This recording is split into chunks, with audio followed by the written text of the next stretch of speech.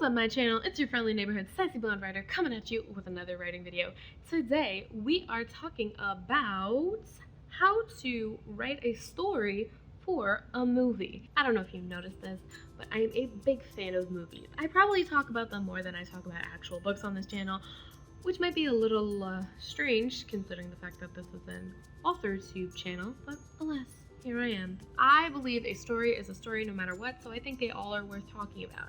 I realized the other day that I've already talked about how to write a story for a book and how to write a story for a video game and how to write one for a comic book, but I have yet to talk about this particular subject matter. I find the way that movies tell a story is completely fascinating, and I love the ways that it is different and also similar to a book. Now, I just want to start with a blanket statement. Movies tend to follow the story structures that I discussed in a previous video that I will link to either in the cards or down below, or maybe both. Let's see if I figure it out. I think the best way to figure out what is different and what is similar to writing a book and versus writing a movie is to think about the differences between movie adaptations based off of books. Now, most of the time, the book is better. Most of the time, looking at you, Devil Wears Prada, where the movie was a lot better than the book and I felt a little lied to. The reason why books are usually better than the movie is because there are things you can get away with in a book and there are ways you can tell a story that are just different from making a movie. For example, my friend and I recently watched the Guernsey Literary and Potato Peel Pie Society, and the book is written in forms of letters, an unconventional narrative structure where the plot is conveyed through letters written to this author. And the movie, of course, is different because you can't make a movie based off of letters, really. I mean, you could, but it'd be very avant-garde and wouldn't have a lot of mass appeal for the audience, which we will be talking about in a little bit. So that's an example of something you can get away with in a book where you can have these unconventional narrative structures. Another example is the original Dracula, where it was all conveyed through found footage types of things where you have clippings from letters and then clippings from diary entries and then newspaper clippings and how it all kind of fits together. Whereas the movies about Dracula are more focused on Dracula than the team of people trying to figure out that this man is a vampire. So that's an example of things you can get away with in books rather than in movies. And I'm going to talk about that a little bit more in just a second. Before we begin, I just want to implore you all to please subscribe to my channel. I post new videos on Wednesdays, sometimes with some bonus content on Mondays. Make sure you subscribe to my channel and ring that bell so you don't miss any of my fabulous content. Before we dive into this list of differences between movie storytelling and book storytelling, I just want to say that the list of differences between stories in movies and stories in books is based off of my experience from watching movies that were based off of books that I already read, or vice versa, and seeing what changed. The research that I did going into making this video that I will of course link to down below. You know me, I always cite my sources. And my own experience writing for short films. So without further ado, let's dive in. So difference number one would be ambiguity, and this ties back to what I mentioned before, things you can get away with in books that you can't really get away with in movies. The fact of the matter is that film demands answers that books don't need to give. When I think of this quote from an article I found when I was researching American Psycho after seeing the movie and finding out that it was based off of a book. And this quote, I think, kind of sums everything up very nicely. It's from Bret Easton on American Psycho, and you can look at his full article where he goes through different movies from the same time period down below.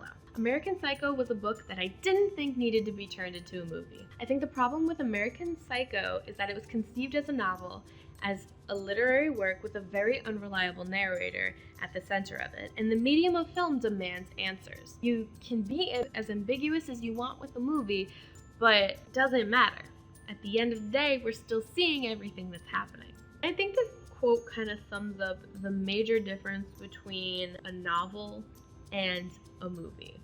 Because the fact of the matter is that it's a lot easier to be ambiguous with the written word because the audience has to pretty much figure everything out. Now, personally, I disagree with what this guy, Bret Easton, says about unreliable narrators. I feel like unreliable narrators are while they're not as ambiguous as they are in a book, I like unreliable narrators in movies because I like to know what's actually going on versus what the character thinks is going on, but that's just me. However, this quote does kind of sum up the major differences between books and movies, where books you can get away with not answering certain questions and like it's okay, but movies you can't be ambiguous because you have to literally show what's happening.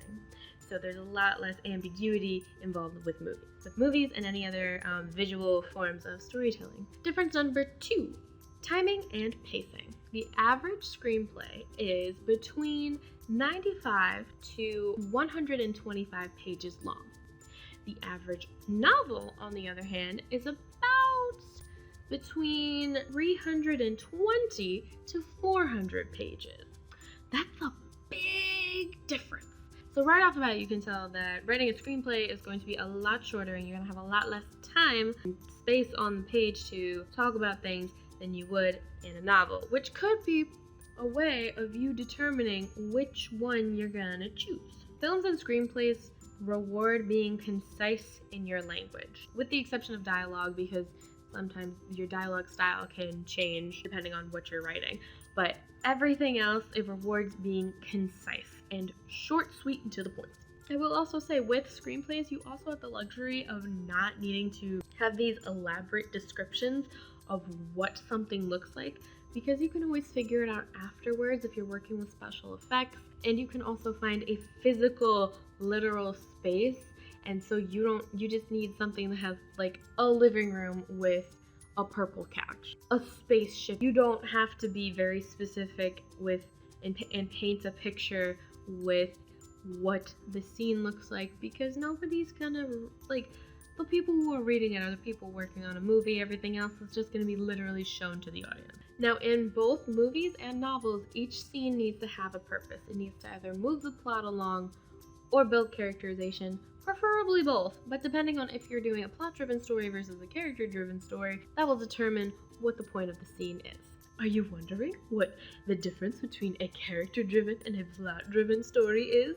Check out the video I made on it, because I'm great. And because movies are shorter, the pacing has to be quicker than it would in a book.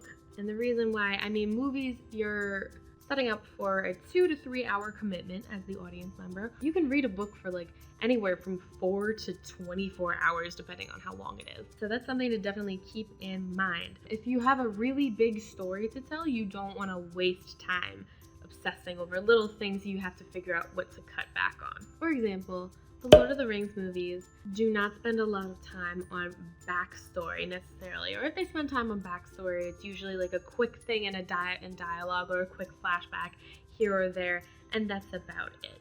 And the reason why is because they have a lot of story to get through. J.R.R. Tolkien did not mess around when it came to story or world building. So they have a lot of things to get through. So they don't have time to talk about Gandalf's backstory, and they don't have time to talk about the history of hobbits and why they live in holes and such in their movie, because they have a lot of story to get through and they need to keep the ball rolling. If you want more examples on how this is done, I highly recommend that you pick your favorite movie and read the book it's based off of, or pick your favorite book that has a movie based off of it. Read and watch them both, and then figure out what the differences are. Or if you've already done that and you can't remember, you can always Google about it. People are very highly opinionated about this sort of thing, so there's always some internet article or blog floating around out there that's pointing out the differences. But then, don't just think about what was different, think about why they changed it. What are the different reasons why a filmmaker would change what was originally in the book? Was it for the sake of time? Was it to reinforce the theme? Etc., etc. For example, in the recent adaptation of The Great Gatsby, they added several scenes about gangsters and speakeasies to establish the time period and circumstances of Jay Gatsby. Those scenes are not in the book because the book was written for an audience that was already living the experiences and already knew that someone like Jay Gatsby, who just got a bunch of new money, had to have been involved with gangsters or speakeasies or both, which he was. So those details did not come from the book. They were added by the filmmaker because they wanted to make sure the audience really understood the story. In the recent movie, they also changed the relationship between Nick Carraway and Jordan. Nick Carraway is a humble bond salesman or something like that, and Jordan is a pro golfer. Nick, while he comes from old money, doesn't really have a lot of it right now. So he lives in a smaller home. He does not have this lavish, luxurious lifestyle that someone like Jordan would be accustomed to. However, Jordan is a pro golfer and she comes from old money. She's friends with all of his cousin, who is also wealthy, and she attends parties at Jay Gatsby's house, who is also super wealthy. In the book, they have a romantic relationship together. They're probably the only couple that has a very straightforward relationship and can just date openly. And then at the end, she breaks it off with him because he's kind of taken aback at how callous she is about the tragedy that happens. I don't know why I'm not trying not to spoil a book that's like a century old, but here I am. However, in the movie, they changed it. So instead of Nick and Jordan getting together and having the relationship that they're supposed to, they just stay friends, even though they're both pretty interested in each other. And there's one scene at one of Jay Gatsby's parties that really clues you in to why they did this. So Nick is super interested in her. He sees her at Jay Gatsby's huge party, and she goes off with a different guy, a more wealthy guy, and the guy says something to Nick along the lines of, "Rich girls don't like poor boys," and then walks off. You can argue whether or not this was a good idea because they're pretty much throwing the theme of the novel into your face, where no matter how much money you have, if you don't have old money, you're still considered poor by these people. Now, why did they add that line? Why did they change the relationship dynamic of Nick and Jordan? They did it because they wanted to reinforce the theme of the novel. They wanted to reinforce how callous the world of old money that Jordan and Daisy are a part of is, and how new money will always be different from old money, which is very classist, but that's the book. So for more information on what they changed, what big changes they made in the movie, the newer movie, The Great Gatsby, I've linked to the article down below because I always think that stuff is really interesting. And again, it really clues you into the thought process behind making a movie versus writing a book. The third difference between novels and movies is visual and verbal language. Remember, people are watching and listening to a movie. They're gonna read a book. This is something that you have to keep in mind when you are writing. And I already got into it a little bit when I was talking about ambiguity. Now we're talking about the more nitty-gritty stuff about writing. When you're writing a movie, your focus should always be on visual storytelling and dialogue over writing lengthy descriptions and an internal monologue and all this other stuff that goes into writing a book. In a book, you can always clue the audience into what a character is thinking, depending on the type of narrator and perspective that you pick. Whereas in a movie, unless you do it somehow in first person, like Hardcore Henry, which was a really interesting movie, but unless you do it like that, you're always, the audience is always just an observer of what's happening. So it's like third person, omniscient narrator all the time. This stuff is also true if you're writing plays as well. I mean, obviously with plays, you're doing it in a theater, you're not doing it with cameras on different locations. So it's a little bit different, but it's the same thought process where your focus needs to be on what's happening. You can always write for the actors to kind of clue them into why the character is doing this, so that way they can portray it better. But your main focus needs to be on what's visually happening, what is the audience observing happening, and what are they hearing as well. Another thing to consider when you are writing a screenplay for a movie or just a play for a theater is how much control you are willing to let the director and the actors take over with your story. If you're okay with it leaving some stuff open to interpretation, then that will inform how much detail you go into when you're writing. However, if you're on the other side of the spectrum and you want to have all the control and you want everybody to do everything exactly the way you say to, that's fine too, but you have to keep that in mind when you are writing your screenplay and or play. The reason why is because when you're writing a book, you're really just working with yourself. You don't have to collaborate with other people. You don't have to deal with actors trying to figure out their characters' motivations, or deal with directors trying to figure out how this set should be set up and the blocking should be done. So there's less you have to consider with regards to communicating with other people when you're writing a novel versus writing a screenplay or a play. Don't forget, if you're writing a screenplay or a play, that sometimes things that work on the page don't really work in real life. And sometimes that's due to constraints you have, like budgetary constraints and effects you can have. But sometimes it reads better than it works in real life. So that's something to remember when you're writing. Difference number 4, audience.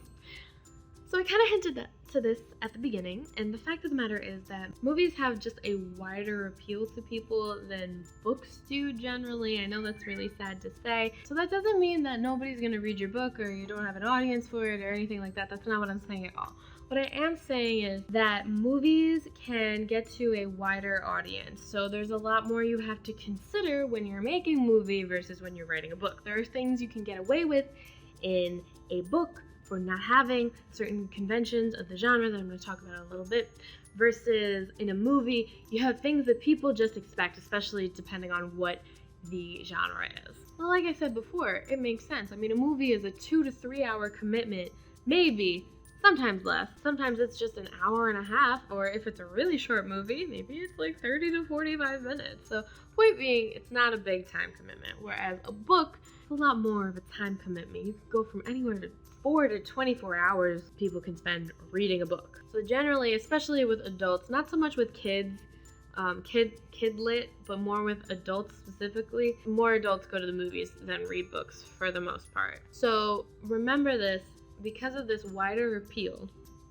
you may want to take into consideration what is going to be more appetizing for your audience in the movie as opposed to for your book. Again, there are things you can get away with in a book that you just can't get away with in a movie. I think my favorite example of this would be Crazy Rich Asians.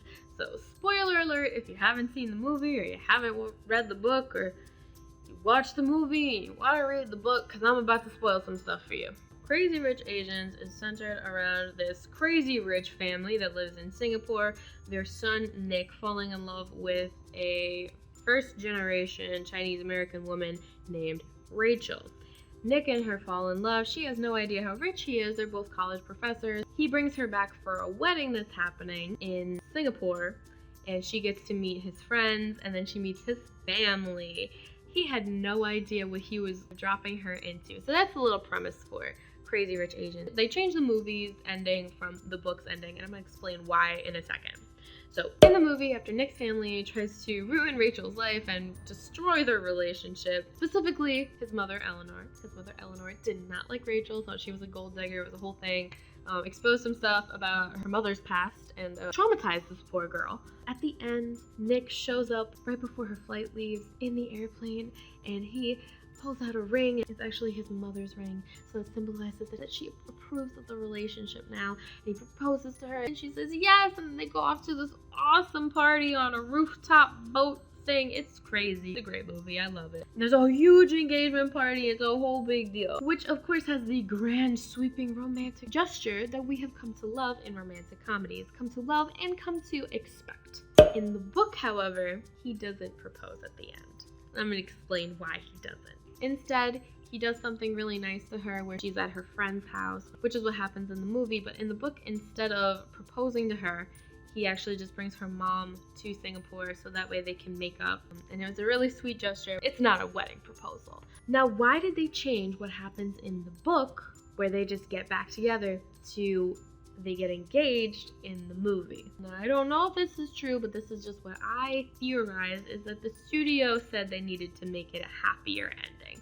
That's generally what happens. When you do a movie adaptation of a book, is the studio will tell you to change some things to make it more marketable or make it more appealing to a wider audience, especially depending on what genre it is. Now, if you're making a rom-com, you have to have either a wedding, an engagement, or some type of crazy romantic gesture. I think it's way more realistic that Nick, after the way his family treated her and the fact that he didn't really do anything about it or seem to notice, it's much more reasonable to just ask her if they can get back together than to ask if they can get married after she was just traumatized. But when you go see a movie, especially a romantic comedy, you don't care about realism. Nobody watches rom-coms for the realism. You wanna know why? Because they're just not realistic. But that's besides the point. Depending on what category your movie falls into, and that can be from a studio film or an indie film, there are certain genre conventions that you need to keep in mind, especially depending on the genre of the movie. Now, indie movies tend to be a little bit more flexible on what you can do. Studio movies have a more rigid formula, but that's a story for another day. But there are genre conventions that you have to have in a movie or people are gonna be mad. Like the sweeping romantic gesture for a rom-com, or the final epic battle for a fantasy or sci-fi movie. Now, this is true for any type of storytelling, but I've personally found that people are more forgiving when they read a book that goes against genre conventions than when they watch a movie that goes against genre conventions. So it's just something to keep in mind. Maybe you want to break the conventions, that's totally up to you, but it is something to consider. That's all I got for you today, folks. I hope you enjoyed this video on the differences between writing a story for a movie versus writing a book, differences, similarities, and that sort of thing.